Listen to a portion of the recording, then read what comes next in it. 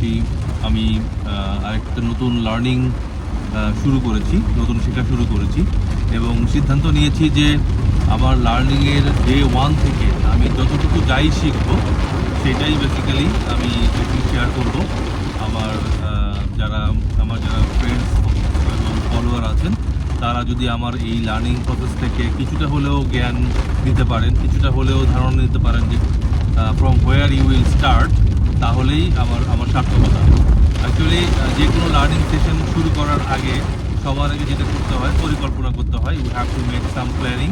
পরিকল্পনা না করে যদি আমরা সামনে আগাই তাহলে অ্যাকচুয়ালি এন্ড রেজাল্ট আসবে না, এবং সবথেকে বড় যে জায়গাটা হচ্ছে ডিসিপ্লিনের জায়গাটাতে আমরা খেই হারিয়ে ফেলবো।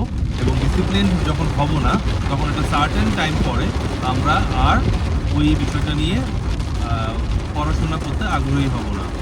আমি অনেক দিন ধরেই আর্টিফিশিয়াল ইন্টেলিজেন্স, এআই এইসব বিষয় নিয়ে চিন্তাভাবনা করছি, পড়াশোনা করছি এবং প্র্যাকটিক্যাল এক্সিকিউশন করছি। এক্সিকিউশন ইজ দ্য কি ফর এভরি নলেজ। আপনি যদি নলেজ অ্যাকোয়ার করলেন, আর্ন করলেন, এক্সিকিউট করলেন না, তাহলে আপনি ইনফ্যাক্ট নলেজটাকে মিস ইউজ করা শুরু করলেন। আপনার মধ্যে নলেজ আসছে but you can not execute that, so that is not a knowledge actually. The execution of knowledge is the main power of human being. তো আমি আর্টিফিশিয়াল ইন্টেলিজেন্সকে যতটুকু না পড়াশোনা করেছি তার থেকে বেশি হলো এক্সিকিউশন করেছি। ChatGPT এবং ক্লড, এই দুইটাকে আমি দীর্ঘদিন ধরে ব্যবহার করছি। দীর্ঘদিন বলতে ইনফ্যাক্ট নিয়ার অ্যাবাউট 2 years আমি এটাকে ব্যবহার করছি।